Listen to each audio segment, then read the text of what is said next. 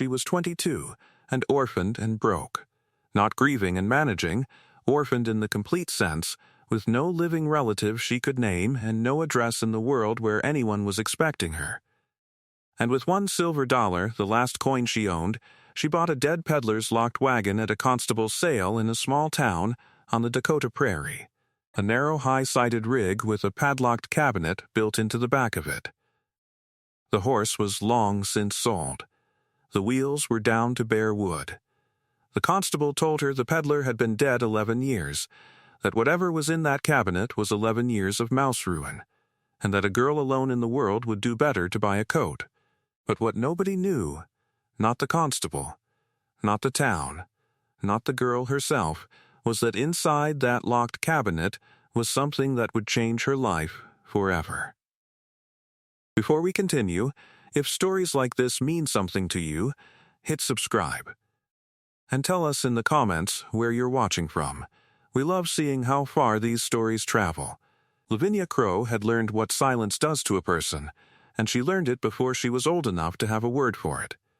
She was born in 1870 on a homestead in the Dakota Territory, 16 miles from the nearest town, on a claim her father had filed in a country so flat and so empty that a person standing on a chair could see the curve of the world.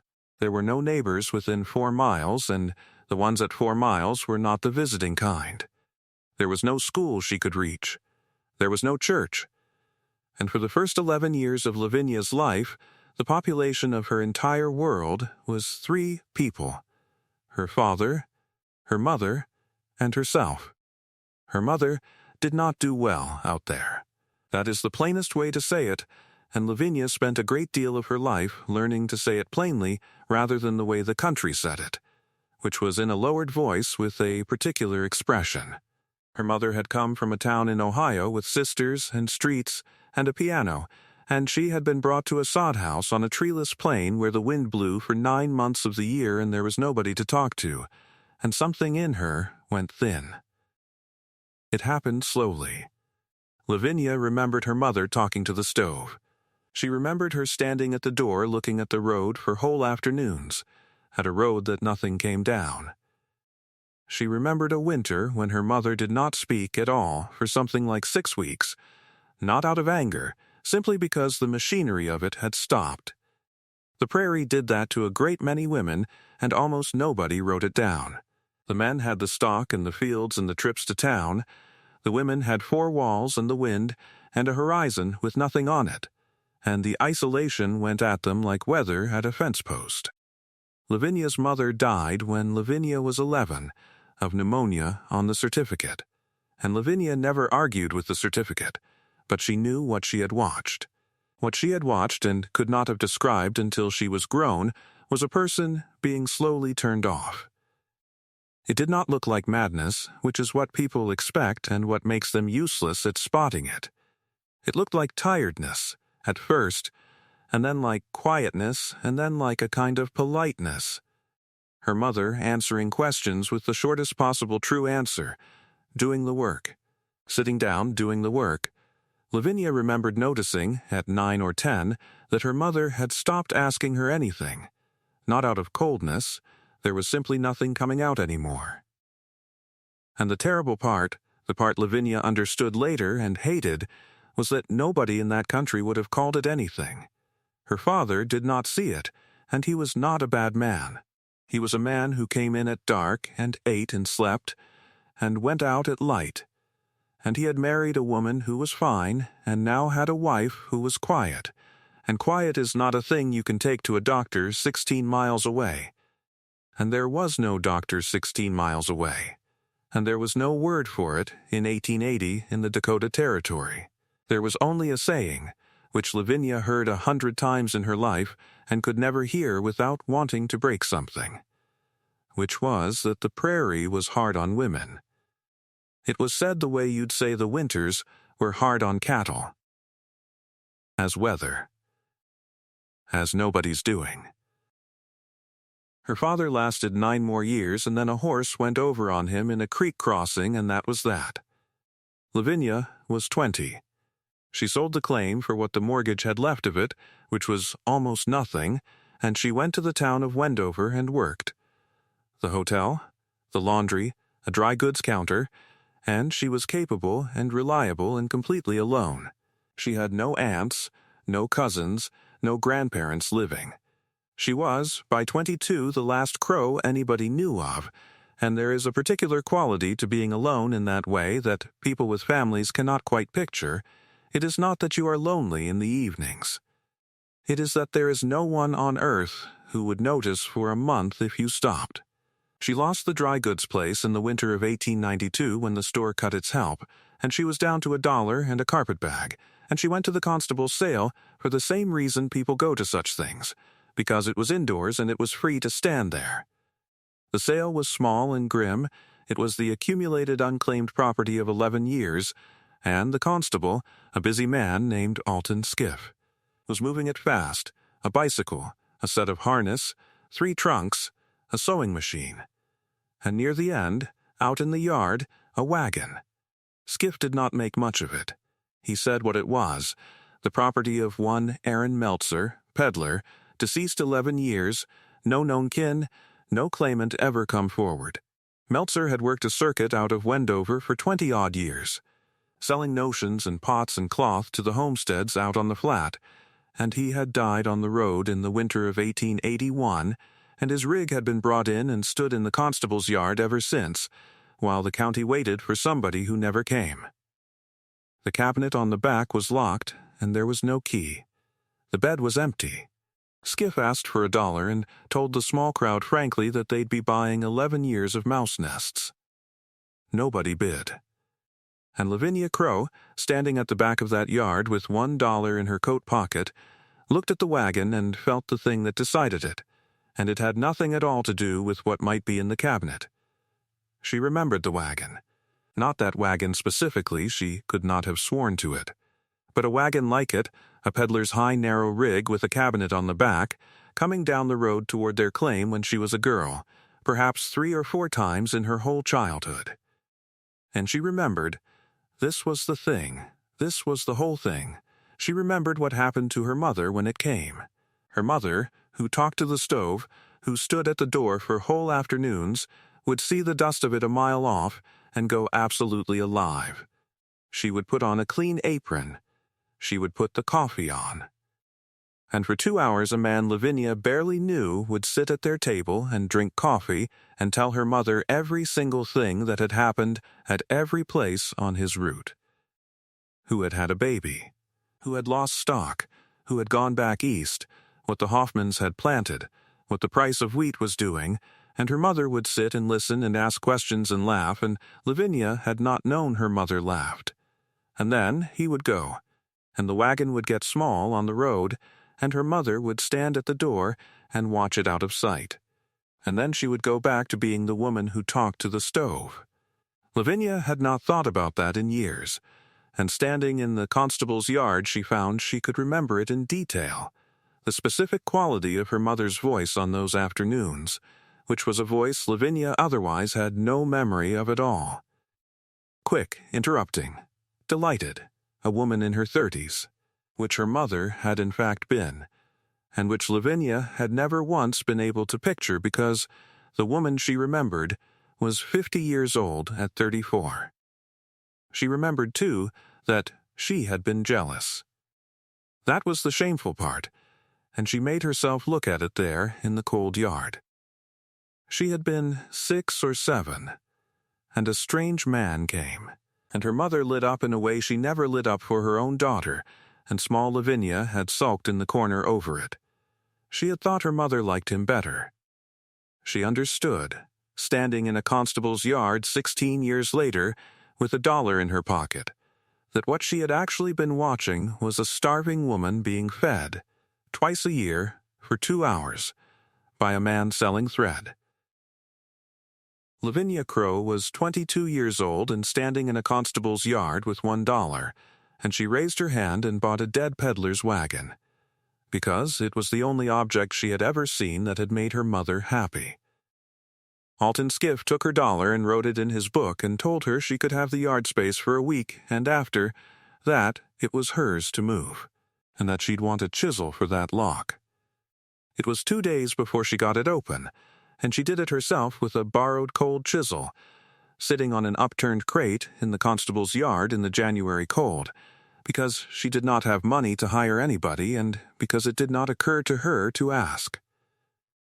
The hasp finally split, and she opened the doors of Aaron Meltzer's cabinet, and she found what a peddler's cabinet is, a whole store, built into 4 feet of wagon. There were 41 drawers. She counted them later. She counted everything later. Small drawers, shallow, each one labeled in a neat foreign-looking hand, and the labels ran the way a frontier store runs. Needles, pins, thread in 11 colors, thimbles, buttons on cards, hooks and eyes, scissors. A drawer of penny candy gone to a solid gray brick, tin whistles, hair combs. A drawer of spectacles, ribbon, lamp wicks, liniment. A drawer of small mirrors, and one drawer, near the bottom, of children's picture cards. It was Mouse, ruined in places, exactly as Skiff had promised, and most of the goods were worth nothing after 11 years. Lavinia went through it all the same, drawer by drawer, in the cold, because she was broke and thorough and this was all she had.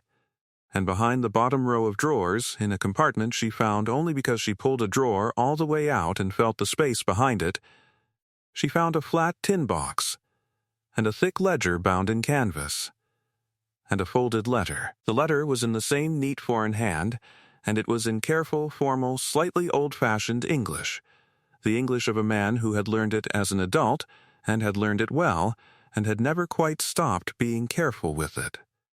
To the person who has this wagon, it began. I do not know how you come to have it. Perhaps I am dead on the road, which is the way it happens to men in this trade, and I have thought about it, and I have made this small preparation. My name is Aaron Meltzer. I came to this country in 1856 from a place I will not trouble you with, alone, with no English and no money, and I did the thing that men like me did, which is that I took a pack on my back, and I walked out into the country, and I sold pins. For 24 years I have been on the road in this territory. The first 6 years I walked with a pack. Then I had a cart. Then, this wagon. I have never had a house. I want to explain what is in the ledger, because if you do not know, you will think it is accounts, and you will burn it, and I ask you not to burn it. It is not accounts. Here is what happened to me, he wrote, over 24 years, and it happened so slowly I did not notice for the first 10. When I began, I thought I was a merchant. I sold thread. I understood my trade to be the exchange of small goods for small money at a small profit, and I was good at it, and I did not think about it further. But a peddler on this prairie is not a merchant. I will tell you what a peddler on this prairie is. He is the only thing that comes. Understand my customers, he wrote. A family takes a claim 16 miles from a town, 20 miles, 30. The man goes to town perhaps 6 times in a year, for the mill and the mail and the hardware. The woman does not go. In many cases, the woman does not go for a year, 2 years, longer. I have known women on this prairie who did not see another woman's face for 11 months. I have come to a soddy in March and been the first person from outside that family that they had spoken to since October.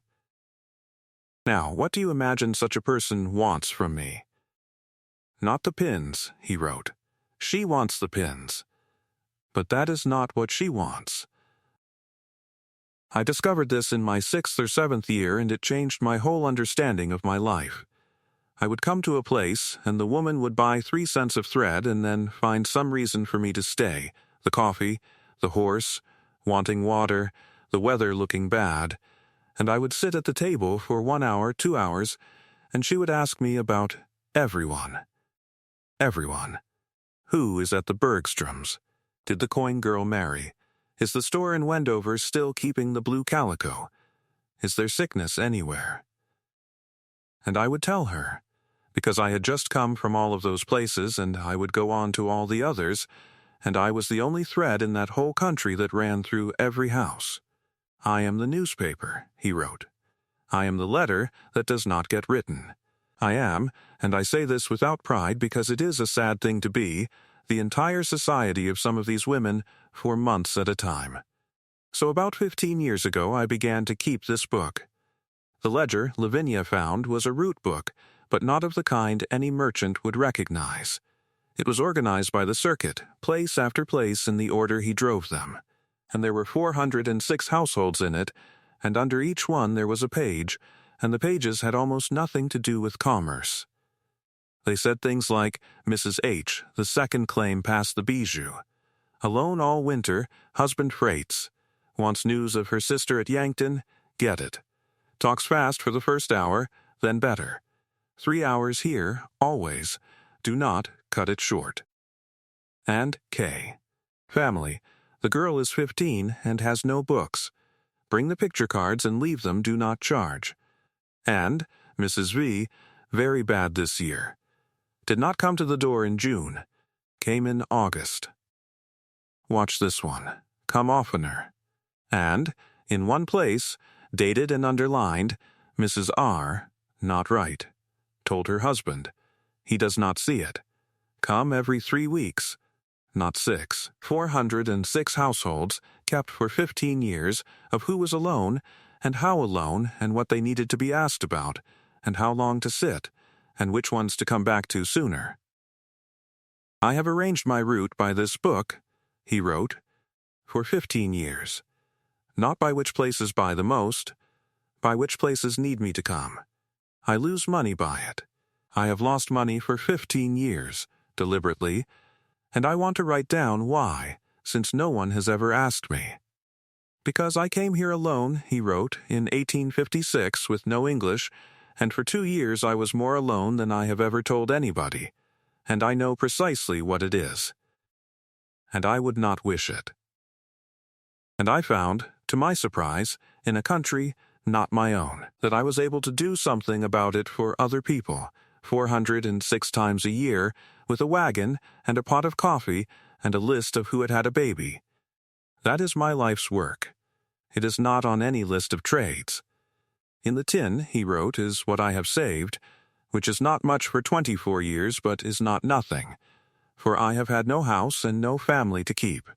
If you have no use for the ledger, then take the tin, and I wish you well. But if you can drive, and if you can talk to people, and if you understand what I have written here, then the route is yours. It does not belong to me. You cannot own such a thing. But it exists, and it took me 15 years to learn, and it is written down. And if nobody takes it up, then in 1 year, every one of those 406 houses is a house where nothing comes. A. Meltzer, in the Wagon, near Wendover, in the winter.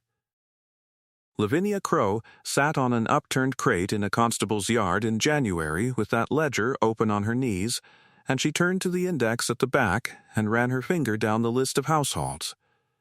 And she found, on page 91, an entry in a neat foreign hand that read, Crow.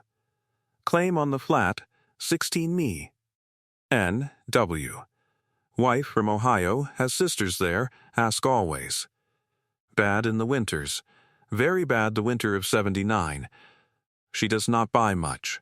Stay the 2 hours anyway. There is a little girl. There is a little girl. She sat in that cold yard for a long time.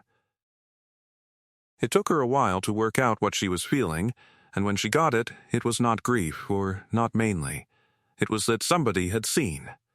For 11 years she had carried the private conviction that she was the only person alive who knew what had happened in that soddy, that her mother had gone quiet and had died of it, and that the world had recorded pneumonia and moved on, and that Lavinia was the sole keeper of the truer version.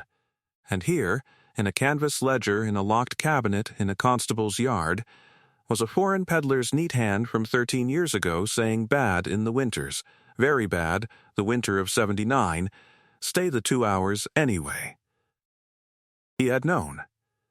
He had known in 1879, while it was happening, better than her own father had known, and he had arranged his route around it and lost money on it, and had never said a word to a living soul about it because it was not the kind of thing a man in his position could say. And he had put down, at the bottom, that there was a little girl, which meant that on those afternoons when Lavinia sat sulking in the corner, the man at the table had been aware of her, and had made a note of her, and had presumably brought the picture cards on purpose. She had not known. Nobody had ever told her that anyone had been looking after them. She read the whole page 4 times, and then she closed the book and put her hand flat on the cover and sat in a constable's yard in January until she could see properly again. She was 30 years finding out what to do with the rest of her life, and she found it in about 4 minutes. There was money in the tin, a peddler's 24 years, saved by a man with no house and no family, and it was enough to buy a horse and stock a wagon and eat for 2 years, which was exactly and precisely the amount of money required to start, and Lavinia always suspected he had worked it out that way. She went out on the circuit in April of 1893, and she was on it for 38 years. The first year was hard in ways she had not anticipated. She had to learn the trade. The actual trade, the buying and the stocking and the pricing, and she was not a natural at it, and Aaron Meltzer's notes on that subject were thin, because he had found it easy. She had to learn the country, and the country tried to kill her twice in the first winter. And she had to learn to be received, which was the hardest part, because a woman driving a peddler's wagon alone was a thing that country had never seen and did not know where to put. The men were the problem, at first, and not in the way people assume. Only twice in 38 years did she have real trouble on the road, and she carried a shotgun under the seat and never once had to do more than let it be visible. The ordinary difficulty was smaller and more constant. Husbands who did not want a stranger sitting 2 hours at their table talking to their wife, and who could not say why, and who therefore said it was about the money. She learned to handle that the way Meltzer must have. Arrive at a time when the man was in the field, keep the stop brisk if he was not, sell him something practical so the visit had a receipt attached to it. She was not proud of the maneuvering. She got extremely good at it. And she learned the winters, which is what nearly killed her. She went into a blizzard in her first February on a stretch between 2 claims that she had judged, wrongly to be short enough, and she got the horse turned and reached a soddy at the coin place 4 hours later with no feeling in either hand.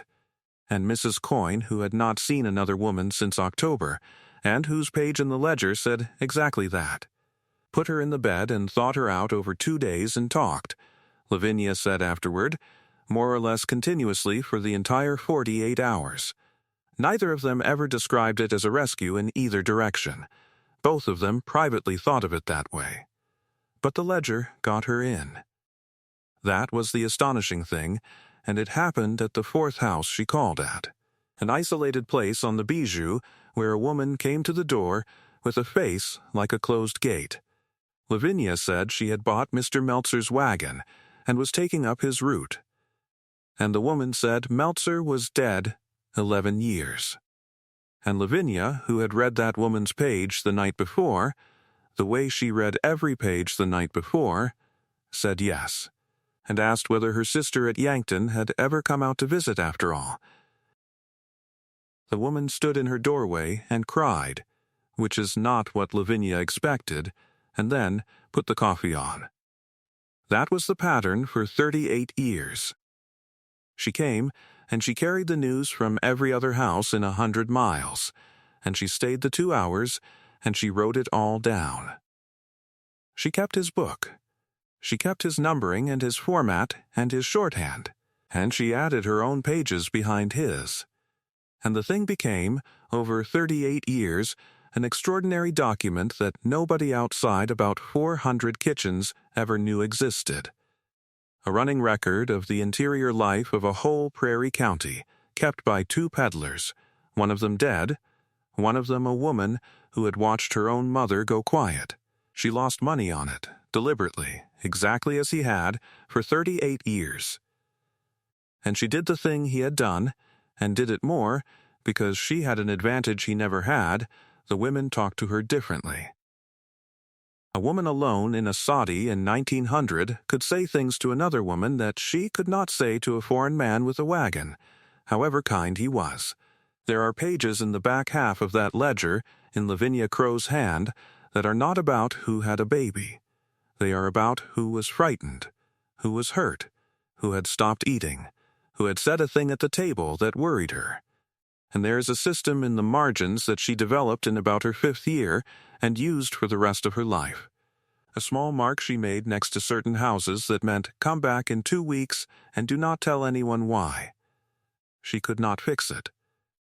She was always careful about this when she talked about it later, and she talked about it very little.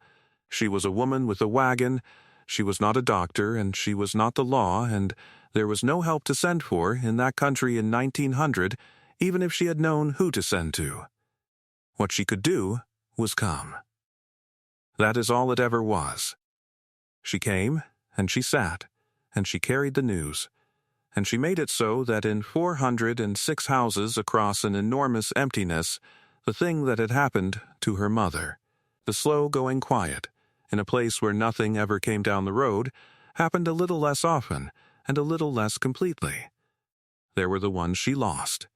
She kept those pages too, and did not remove them, and there is a small mark of her own devising beside 11 of them that she never explained to anybody, and which the county archivist eventually worked out from context. She spoke about one of them once, late in her life, to a young woman who asked her whether the work had been worth it, a claim north of the bijou where she had put her mark in the margin, and come every 2 weeks through a winter, and arrived one March to find the door open and the stove cold.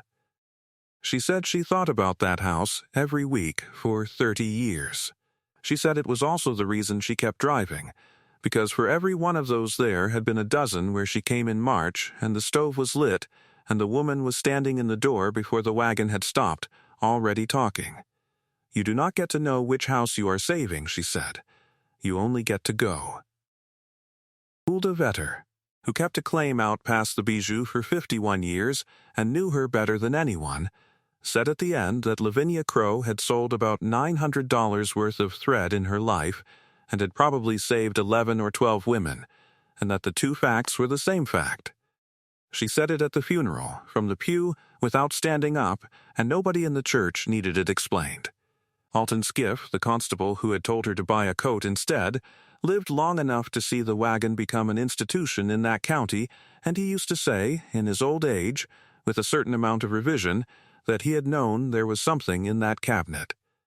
She never married, and she never had a house until she was 64, and when people asked her, and they did ask her, because a woman living out of a wagon invited the question, she would say that she had 406 houses and that they were all expecting her, which is a thing that not one person in 1,000 can say. She retired in 1931, when the roads and the automobiles and the telephones had finally made the circuit unnecessary, which she said was the best possible reason to stop and which she was glad about in a way she could not fully feel. She was 61 and had driven, by her own reckoning in the back of the ledger, something over 400,000 miles. She gave the wagon to the county. She kept the ledger until she died, and then it went to the county too. If you go to Wendover today, and it is still there, small, on the Dakota flat, the wagon is in the courthouse annex, restored, its 41 drawers open and labeled in a neat foreign hand, needles, pins, thread, thimbles, ribbon, picture cards. Behind the bottom drawer the hidden compartment is open, with the tin box in it. And in a case beside the wagon is the ledger, which the county opens to a different page every month, and which people come to see because there is a fair chance their great-grandmother is in it. It is open, this month, to page 91, where there is an entry in a neat foreign hand that ends "There is a little girl," and underneath it, in a second hand, in ink that is 11 years newer, one line that Lavinia Crow added on her first night out on the circuit in April of 1893 and never crossed out, "That was me. I came back. L.C." There is a kind of inheritance that has nothing to do with property, and everything to do with the route somebody drove. It waits in the locked cabinets of the world's small forgotten trades, not for the one who wants what is in the drawers, but for the one who knows what it is to watch somebody go quiet for want of a visitor, because only they will understand that the thread was never the point. The world had told Lavinia Crow she was worthless the same way it had told that wagon it was mouse nests, with a shrug and $1 and nobody bidding. It only ever takes one person who knows what silence costs to prove the world's cold arithmetic wrong. Lavinia Crow was 22 years old, orphaned and broke. She had $1 silver to her name, and she spent it on a dead peddler's locked wagon in a constable's yard on the Dakota prairie. It was the best dollar she ever spent. If this story moved you, subscribe to the channel and share it with someone who needs to hear it. And tell us in the comments, is there someone who used to come and see you, or who comes now, that you have never properly thanked? We'd love to hear your story. See you in the next one.